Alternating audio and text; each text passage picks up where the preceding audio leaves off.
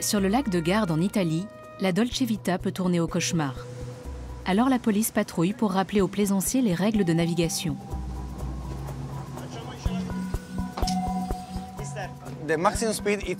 La vitesse maximale est de 20 nœuds. Vous alliez 2 fois plus vite.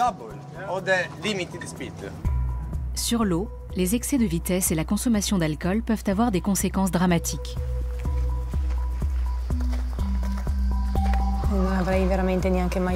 Je n'aurais jamais cru que ça puisse arriver.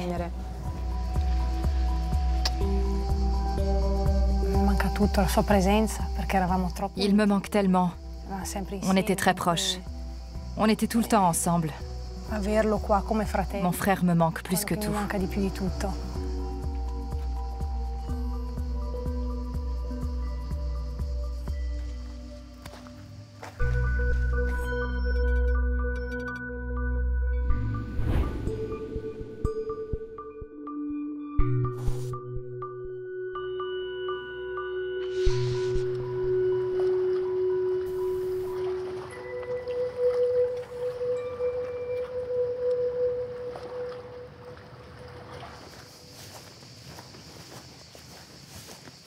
Elena Garzarella et son mari Marco sont en deuil. En 2021, Umberto, le frère d'Elena, a été percuté par un bateau de plaisance sur le lac de Garde. Quelques années après l'accident, le couple a enfin trouvé la force de revoir l'embarcation que conduisait le jeune homme de 37 ans.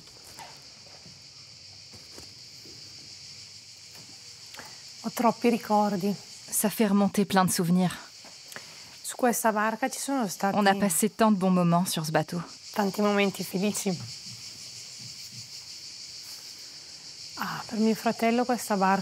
Il faisait surtout la joie de mon frère. Quand il naviguait, il était heureux. Il adorait le lac.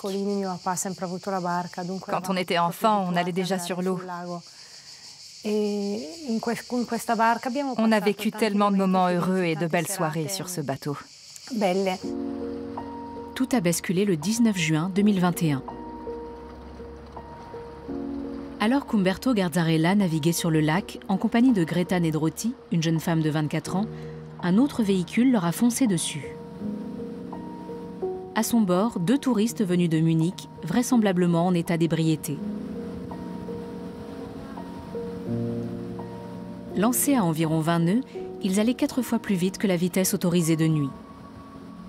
Ils ont heurté le bateau en bois d'Umberto, équipé pourtant d'éclairage réglementaire. Puis, les 2 chauffards ont pris la fuite et sont rentrés au port.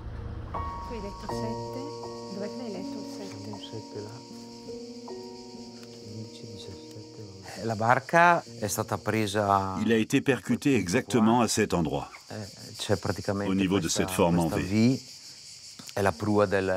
C'est là que la proue de l'autre bateau s'est enfoncée. Avec le choc, il a sûrement été propulsé en l'air. Et il est passé par-dessus celui d'Umberto.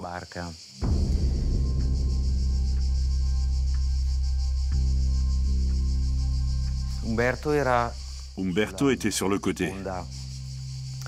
Il a été littéralement éventré par le timon ou par les hélices.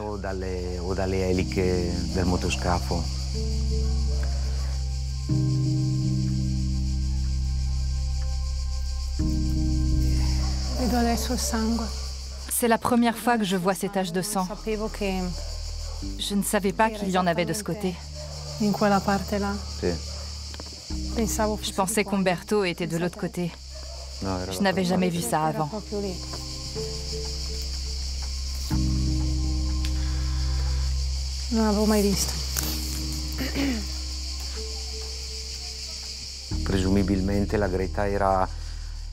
On pense que Greta était debout et qu'elle a été projetée dans l'eau quand la proue l'a frappée.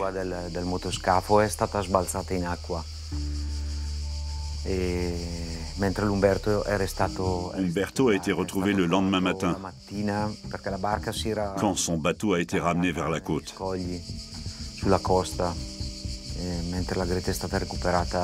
Greta n'a été repêchée dans le lac que tard le soir. Si la jeune femme avait été retrouvée immédiatement après l'accident, elle aurait peut-être survécu. Les deux responsables ont écopé de peines de prison de 4 ans et demi et de 2 ans et 11 mois. La légèreté de ces condamnations a suscité une vague d'indignation en Italie.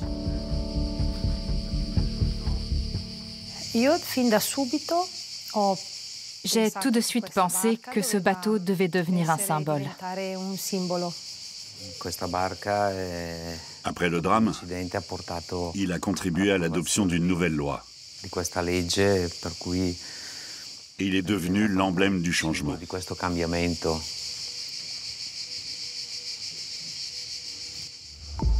Après ce tragique accident, la législation italienne a été modifiée en 2023.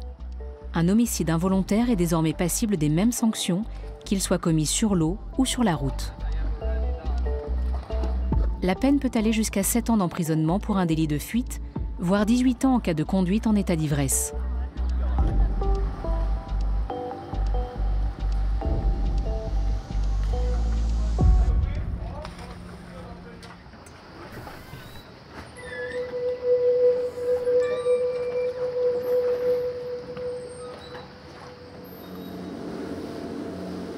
En 2024, l'Italie vit son premier été depuis l'application de la nouvelle loi à l'échelle nationale.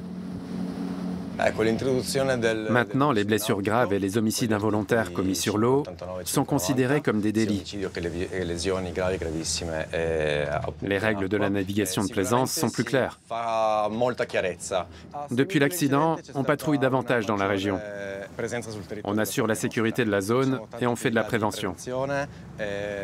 On est très présent. Sur le lac, le contrôle de la circulation nautique relève de la compétence de la garde des finances. La brigade est dirigée par l'adjudant Boris Barillet. Il me faut les papiers du bateau et votre permis. Vous ne les avez pas à bord? Il faut que je cherche. C'est le bateau de ma mère. L'assurance n'est pas valide. Elle a expiré en 2023. Je vais devoir vous mettre une amende de 91 €. Maintenant, nous allons faire un test d'alcoolémie. Soufflez. Sans toucher l'appareil. Encore, encore.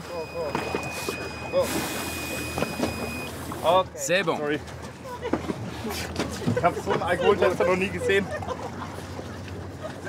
0,15. Dans ce cas, on est dans la limite autorisée, car le conducteur a plus de 21 ans et que le bateau appartient à sa famille.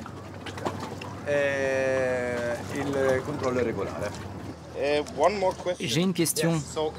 Est-ce que si j'ai toujours pas mes papiers demain, je devrais à nouveau payer une amende? Si vous recommettez la même infraction demain,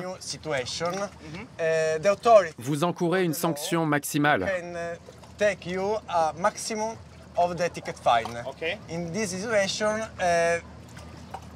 Ça peut aller jusqu'à 675 €.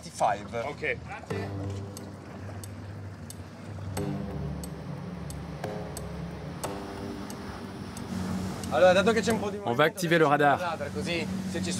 Toutes les embarcations qui vont au-delà de 20 nœuds sont immédiatement interpellées. Là, on en a un.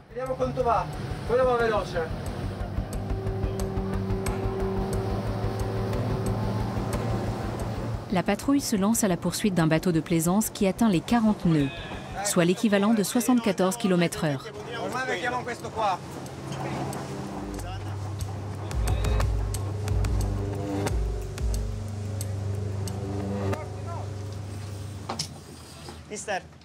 Monsieur, sur le lac de Garde, la vitesse maximale autorisée est de 20 nœuds.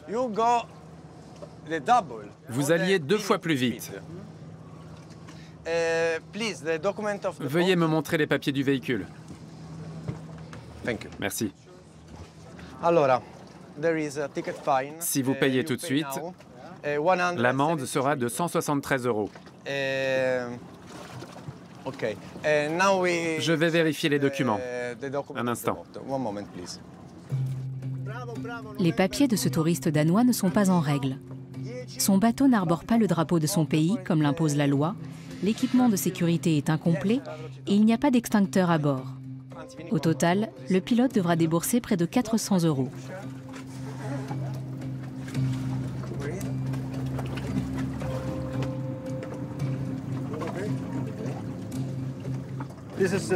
C'est notre première sortie avec ce bateau. On voulait juste s'amuser un peu. Un contrôle de police, c'est jamais agréable. Mais bientôt, on sera dans le sud de la France. Et là-bas, il n'y a pas de limite de vitesse. Mais il se trompe. Sur la Côte d'Azur aussi, la vitesse de navigation est réglementée. Ce genre de réaction est classique. Les Italiens aiment bien fanfaronner, mais les étrangers aussi. On ne peut rien y faire.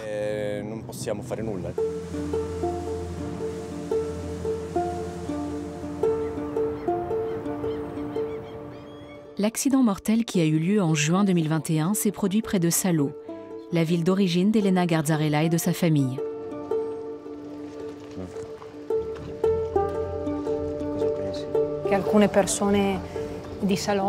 Certains habitants ont entendu un énorme craquement au moment de l'impact. Les deux responsables ont affirmé qu'ils avaient heurté un morceau de bois. Oui, un tronc ou quelque chose comme ça. Ils se sont un peu arrangés avec la réalité, parce qu'un bout de bois ne peut pas provoquer un choc aussi fort. C'est impossible. Après avoir refusé leur jugement de première instance, les prévenus ont contesté la décision de la Cour d'appel. La famille devra donc bientôt se présenter devant la Cour de cassation. Je ne comprends pas pourquoi ils n'admettent pas les faits et pourquoi ils ne nous demandent pas pardon, au lieu de s'entêter à maintenir leur version. Je ne me l'explique pas. Les Garzarella rassemblent tous les articles de presse concernant l'accident. Une semaine après le drame, une vidéo montrant le retour des deux chauffards au port a refait surface. Sur les images, on voit l'un d'eux tituber et tomber à l'eau.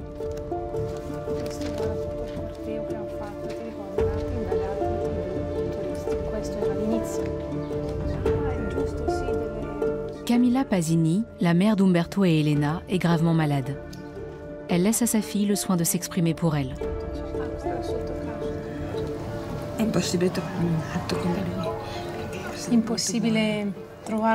Il n'y en avait pas deux comme lui.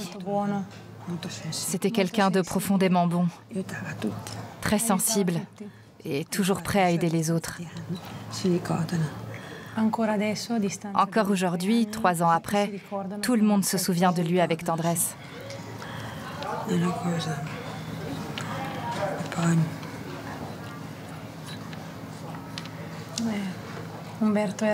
Umberto n'était pas comme les autres. Je ne dis pas ça parce que c'était mon frère. Tout le monde l'aimait. Camilla vit seule dans un appartement au bord du lac, entourée de souvenirs d'un passé heureux. Mais elle est sans cesse rattrapée par les événements de cette nuit tragique.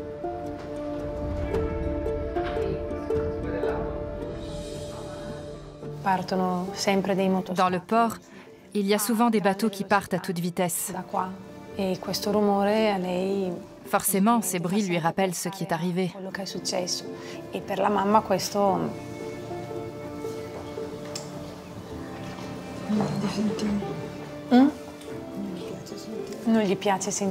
Elle n'aime pas les entendre démarrer en trombe.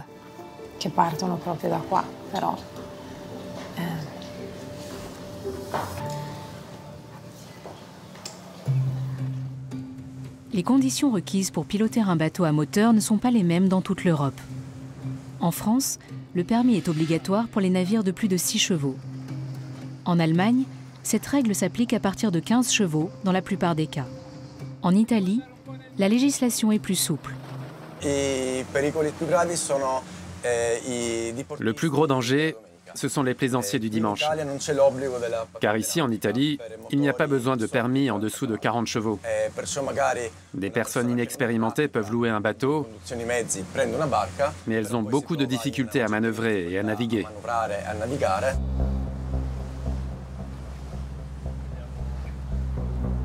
Et bien souvent, ces amateurs n'ont pas connaissance de la réglementation. Bonjour, vous êtes italien? Oui. Vous savez à quelle vitesse vous naviguez? Aucune idée. Vous n'avez pas de compteur? Vous étiez à 39 nœuds. La vitesse maximale autorisée est de 20 nœuds ici. C'est la première fois que vous venez? Oui, c'est mon premier jour de vacances. Le loueur ne vous a pas donné d'instructions? J'ai reçu un dépliant. Et vous ne l'avez pas lu?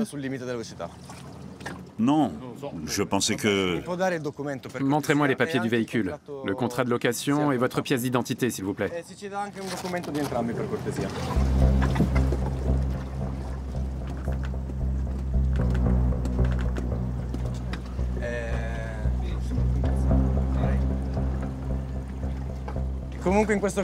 Dans votre cas, l'amende s'élève à 172 €. Vous étiez à 19 nœuds au-dessus de la vitesse autorisée. Ce n'est même pas ce que je paie si je roule à 200 km/h avec ma voiture. Je ne fais pas les lois. Faites votre travail. Depuis l'accident, nous faisons des contrôles d'alcoolémie. Si vous refusez de vous y soumettre, nous allons devoir appliquer la contravention maximale. C'est à vous de décider. C'est combien? Comme il s'agit d'un bateau de location, elle s'élève à 6 250 €. Vous refusez? On pose juste une question. Autant pour moi.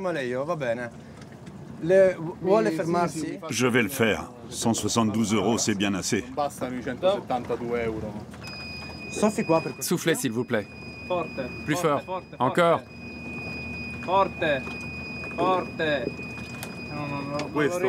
Voilà.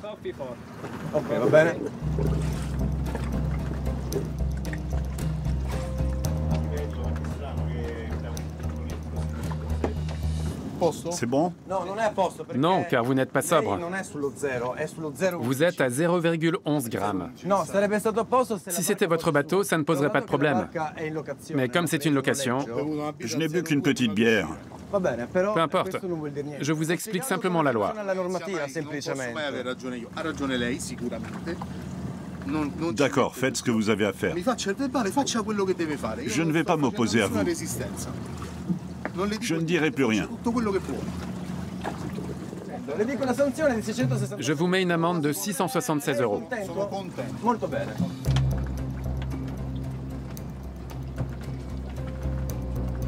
Le conducteur de ce bateau de location ayant consommé de l'alcool, c'est sa femme qui doit reprendre la barre, à condition d'être sobre.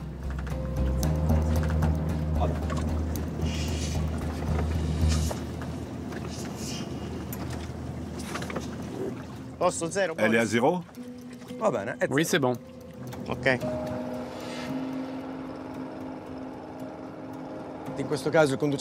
Dans ce genre de cas, la personne pourrait facilement percuter une autre embarcation ou heurter un nageur.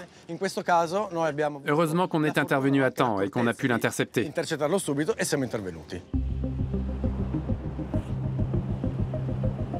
En Croatie, sur le littoral adriatique, la législation est beaucoup plus stricte. Ici, les bateaux sont contraints de naviguer au pas jusqu'à 300 mètres des côtes.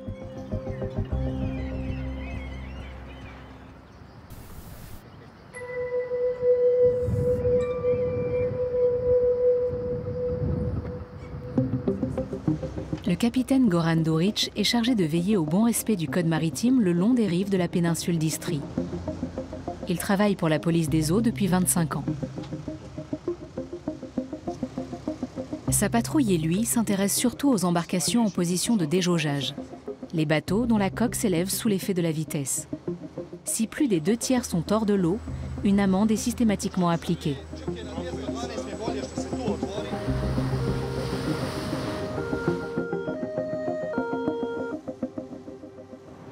un couple d'Italiens venus de la province du Sud-Tyrol est interpellé. Bonjour. Nous allons procéder à un contrôle. Vous étiez en infraction. On vous a repéré à 158 mètres avec notre radar. On vous a vu déjauger depuis la baie de Lim jusqu'ici. Et vous étiez trop près de la côte. Je ne sais pas quoi dire. Vous allez avoir une amende de 405 €. C'est le montant minimum. Vous pouvez la payer sous 8 jours ou bien régler directement. Dans ce cas, vous ne paierez que 270 €.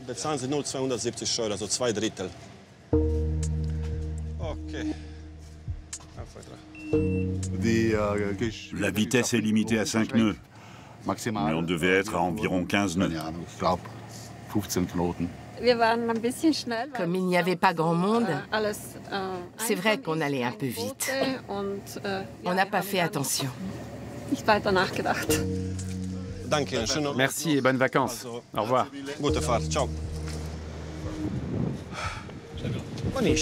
C'est toujours les mêmes excuses. En Croatie, le permis est obligatoire pour piloter n'importe quel bateau à moteur, quelle que soit sa puissance. Et comme en Italie, les jet skis sont également soumis à cette règle.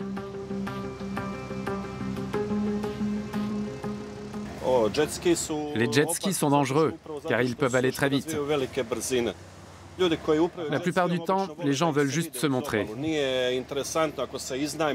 Ça ne les intéresse pas de louer un jet ski si personne ne les voit.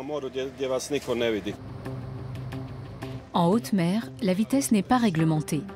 Mais la plupart du temps, les jet skis restent à proximité des côtes. Les vacanciers qui ont l'habitude de se baigner dans les criques de la presqu'île savent qu'ils doivent faire preuve de vigilance.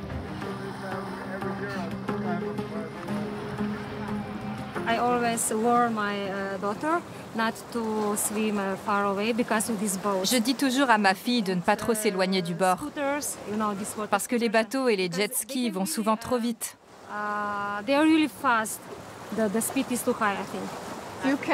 On ne peut pas nager jusqu'à l'île, sinon on risque de se faire passer dessus. Ce serait mieux d'interdire cette zone aux bateaux pour qu'on puisse aller plus loin.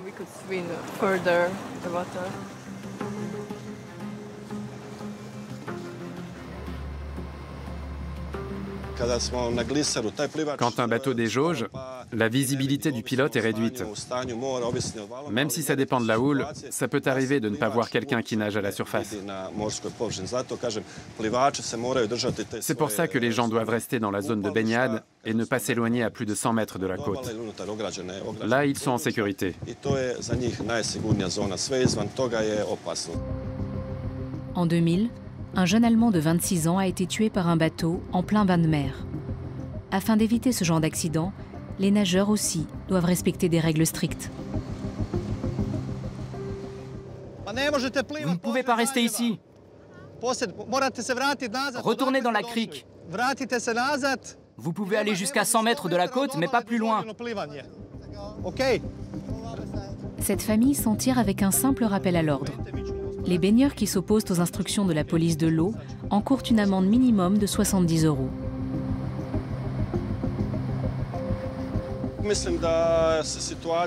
La sécurité en mer s'est beaucoup améliorée ces dernières années.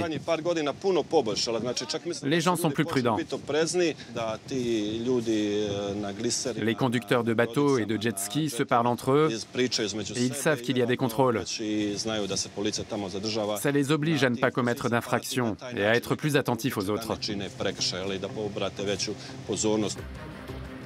Sur les côtes croates, les contraventions peuvent atteindre un montant de 6 600 € et les comportements particulièrement dangereux sont même passibles de peine d'emprisonnement.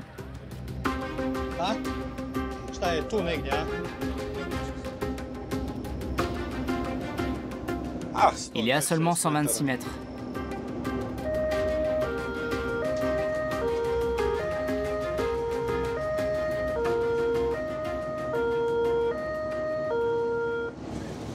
Bonjour. Vous savez pourquoi on vous arrête? Vous étiez à pleine vitesse à 120 mètres de la côte.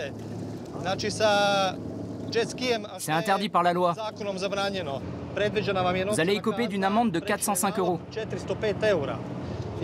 Vous ne pouvez pas juste me donner un avertissement? Non. C'était la première fois. Si vous aviez été à 280 mètres, vous auriez été à la limite. Et on aurait pu se contenter d'un simple avertissement. Mais vous n'avez pas respecté la distance de sécurité de 300 mètres. C'est la loi.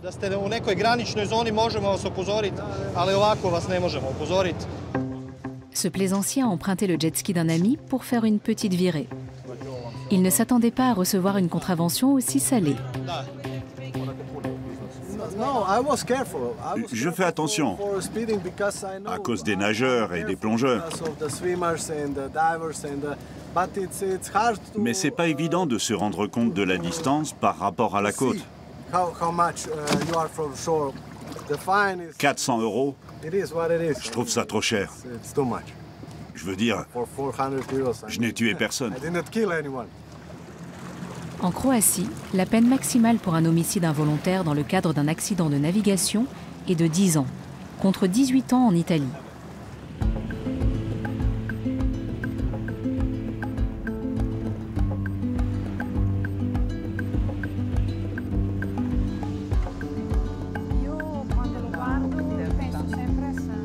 Le durcissement de la loi est une réparation pour les proches des victimes, mais aussi pour les habitants de la région du lac de Garde. En 2021, beaucoup se sont solidarisés avec les familles endeuillées. Rossana Sechiabiani a par exemple lancé une pétition qui a contribué à l'ajustement de la réglementation.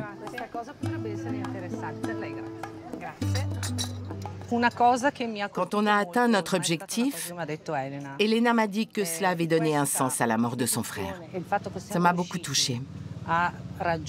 C'était la première fois que je la voyais réagir, car au début, elle était complètement perdue. Une des raisons pour lesquelles j'ai lancé cette pétition, c'est parce que j'imaginais la douleur de ces familles. C'est un premier pas, mais il faut aller plus loin.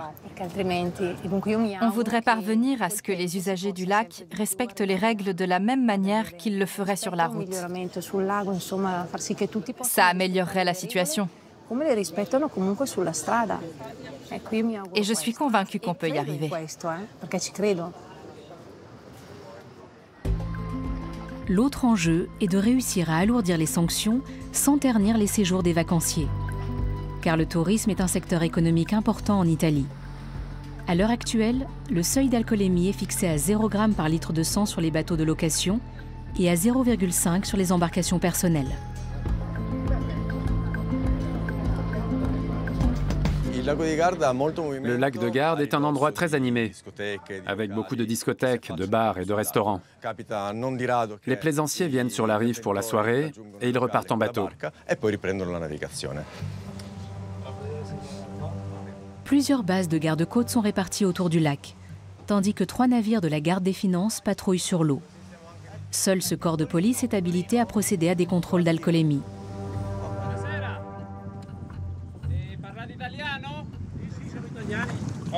Vos papiers, s'il vous plaît. Vous êtes abstinent? Il n'y a que de l'eau chez vous. Si vous croisez d'autres bateaux, dites au conducteur de ne pas boire, car nous faisons des contrôles. La nuit, en plus de la vitesse et de la consommation d'alcool, le manque d'éclairage est un autre facteur d'accident.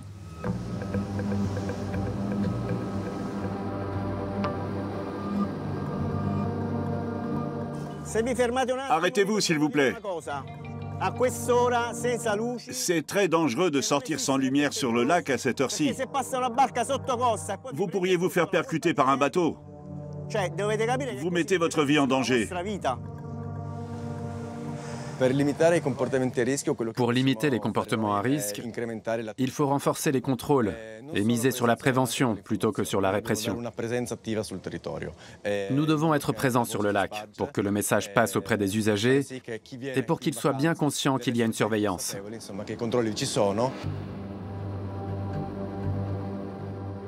Pour renforcer la sécurité des eaux européennes, un changement des mentalités est nécessaire. Si beaucoup de plaisanciers ont déjà modifié leurs habitudes, les patrouilles sont là pour rappeler à l'ordre les plus récalcitrants. La patente